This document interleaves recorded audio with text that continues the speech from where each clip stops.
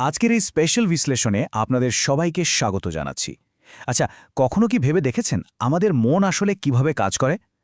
আজ আমরা মানুষের মনের একেবারে ভেতরের আর্কিটেকচার বা স্থাপত্য নিয়ে কথা বলবো। ঠিক কিভাবে যে কোনো তথ্য আমাদের মস্তিষ্কে ঢুকে সেখানে প্রসেস হয় আর দরকারি সময়ে ঠিক বেরিয়ে আসে, সেটাই আজ আমরা ডিকোড করব। চলুন শুরু করা যাক। তবে শেখার পুরো প্রক্রিয়াটা কিভাবে ঘটে সেটা বোঝার আগে আমাদের আসলে মেমোরি বা স্মৃতির বেসিক ডেফিনেশনটা ক্লিয়ার করা দরকার। মেমোরি কিন্তু শুধু একটা স্টোরেজ বা হার্ড ড্রাইভ না, এটা হলো যে কোনো ইনফরমেশন এনকোড করা, স্টোর করা এবং সবচেয়ে ইম্পর্টেন্টলি দরকারের সময় সেটাকে রিট্রিভ বা উদ্ধার করার একটা অসাধারণ মানসিক ক্ষমতা। আমাদের প্রতিদিনের যোগাযোগ থেকে শুরু করে যে কোনো প্রবলেম সলভিং সবকিছুর পেছনে কিন্তু এই মেমোরি কাজ করছে। তো মনের এই চমৎকার আর্কিটেকচারাল ট্যুরে আজ আমরা মূলত কি দেখছি? আমরা একদম স্টেপ বাই স্টেপ এগোবো। প্রথমে সেন্সরি মেমোরির দরজা দিয়ে ঢুকে আমরা সোজা চলে যাব অ্যাক্টিভ ওয়ার্কিং মেমোরিতে, আর সবশেষে ঘুরে আসব আমাদের লং টার্ম মেমোরির সেই বিশাল পার্মানেন্ট স্টোরেজ ভল্ট থেকে। আমাদের এই রোমাঞ্চকর যাত্রাটা শুরু হচ্ছে পুরো সিস্টেমের একদম প্রথম স্টেজ থেকে। এই প্রথম গেটওয়ে বা প্রবেশদ্বারটির নাম হল সেন্সরি মেমোরি। বাইরের পৃথিবী থেকে আসা যে কোনো ডেটা বা ইনফরমেশন আমাদের পঞ্চ ইন্দ্রিয় দিয়ে প্রথমেই কিন্তু এখানে এসে জমা হয়। কিন্তু মজার বা অবাক করার মতো বিষয়টা কি জানেন? এই তথ্যগুলো এখানে মাত্র 1 সেকেন্ডের মতো খুবই সামান্য সময়ের জন্য থাকে। জাস্ট একটা ঝলক, তারপরই গায়েব। এই সেন্সরি মেমোরিতে ঢোকার সাথে সাথেই আগত ডেটাগুলো কিন্তু খুব সুন্দরভাবে দুটো ভাগে ভাগ হয়ে যায়।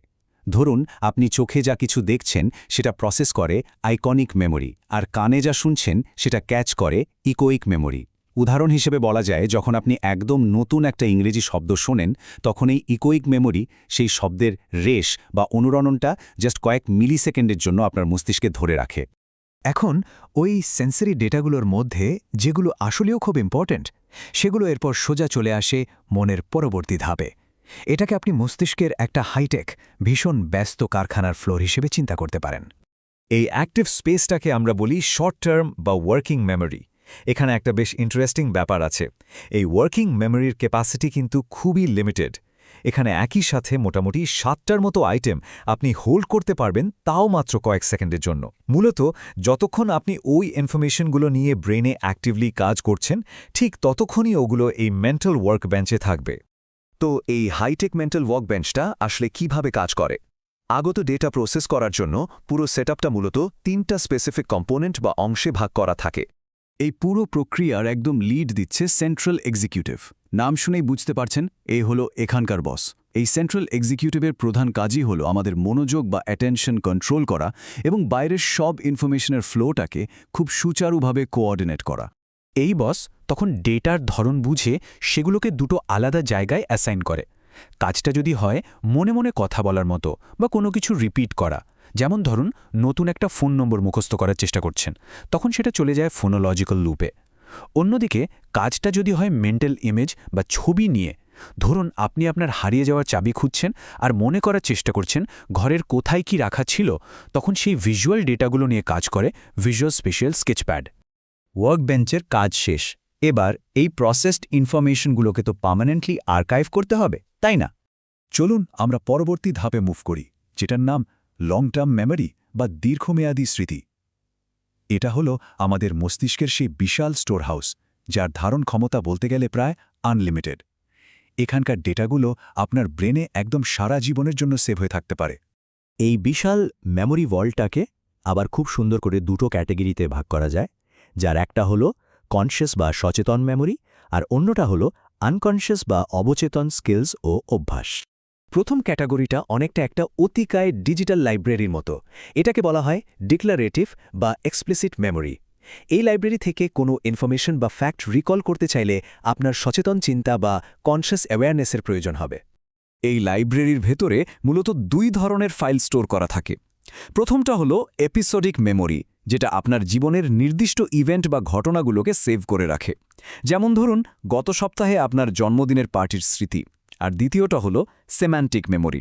পৃথিবীর যাবতীয় সাধারণ জ্ঞান, ফ্যাক্টস এবং কনসেপ্টস থাকে এখানে। এই যেমন আপনি জানেন যে ফ্রান্সের রাজধানী প্যারিস, এটা হলো আপনার সেম্যান্টিক মেমোরির কাজ। কিন্তু আমাদের মন তো আর শুধু একটা প্যাসিভ লাইব্রেরি না, রাইট?